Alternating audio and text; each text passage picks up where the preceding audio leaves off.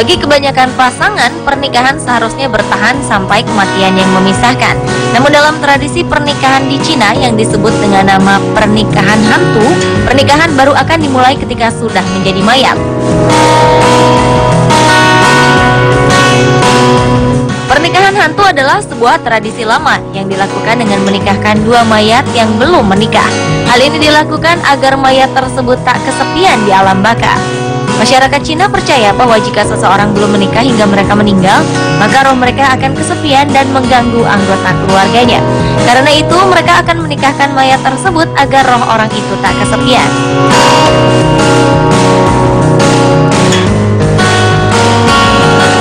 Meski sebenarnya tradisi menikahkan mayat ini sudah dihapuskan sejak tahun 1949, namun masyarakat di daerah pinggiran masih melakukannya. Bahkan setelah keadaan ekonomi Cina membaik belakangan ini, tradisi ini mulai muncul kembali.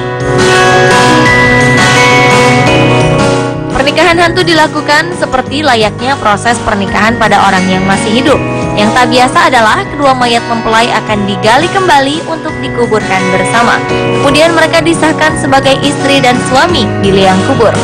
Uniknya, keluarga di Cina biasanya juga menyewa jasa biro jodoh atau mak comblang untuk mencarikan pasangan bagi anggota keluarga mereka yang meninggal. Meski begitu, bisa jadi sangat sulit untuk menemukan mayat yang diinginkan.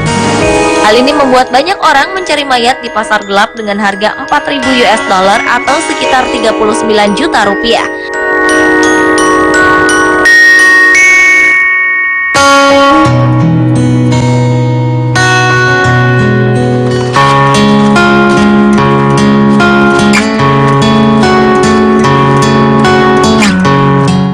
Di Cina, di Tibet, terutama di provinsi Qinghai dan Mongolia juga ada tradisi mayat yang unik.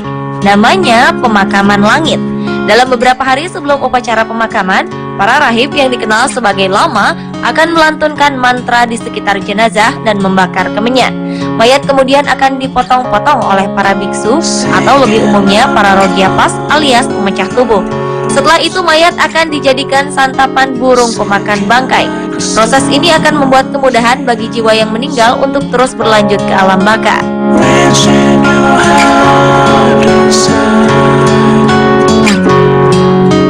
Beberapa cerita menjelaskan bagian-bagian tubuh yang tersisa akan ditaruh di menara keheningan selama 1 tahun, di mana mayat pria dan wanita akan ditempatkan di bagian yang berbeda.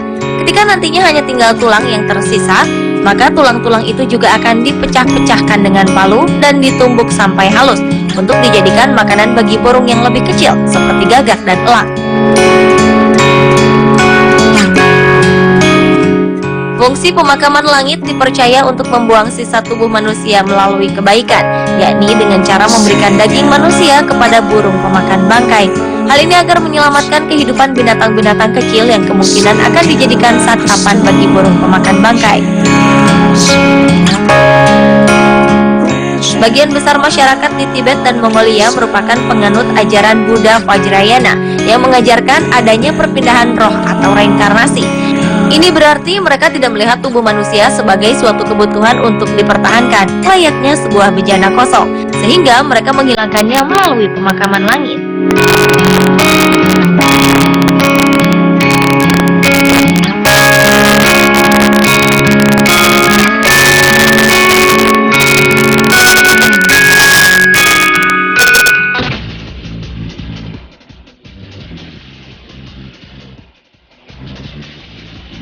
Kalajengking merupakan sekelompok hewan beruas dengan 8 kaki. Di seluruh dunia tersebar sekitar 2.000 jenis kalajengking, kecuali Selandia Baru dan Antartika. Pada umumnya, semua jenis kalajengking memiliki bisa atau racun. Namun, bisa kalajengking biasanya tidak berbahaya bagi manusia. Tahukah Anda ada beberapa spesies kalajengking yang harus kita waspadai, terutama kalajengking dalam keluarga Buthidae?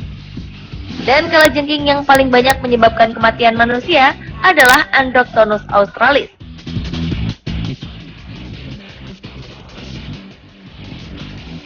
Kulit kalajengking memiliki bahan fluoresen.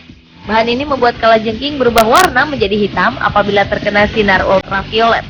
Habitat asli dari kalajengking adalah di gurun pasir. Oleh karena itu, mereka sudah terlatih untuk dapat bertahan hidup tanpa makan dan minum hingga berbulan-bulan.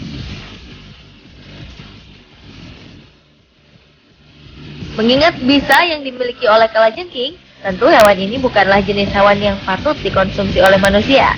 Tapi tidak dengan seorang petani asal desa Agelam, Samara, Irak ini. Pria bernama Ismail Jasim Mohammed ini bahkan mengkonsumsi paling tidak 1 ekor kalajengking setiap harinya. Ia memakannya hidup-hidup. Ismail yang telah kecanduan kalajengking ini mengaku telah memakan kalajengking selama 15 tahun. Dokter yang memeriksa tubuh Ismail menyatakan bahwa racun pada kalajengking sepertinya tidak berpengaruh pada tubuhnya. Fakta unik lainnya, ukuran tubuh kalajengking purba atau Pterygotus diperkirakan mencapai 100 kali masa sekarang, kurang lebih 2 hingga 3 meter.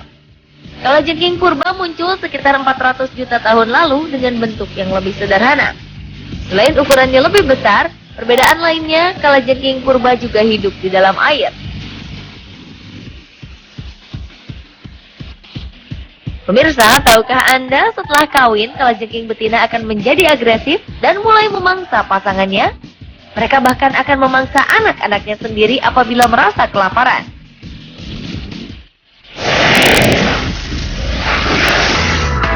Who'd have thought a bumper causing a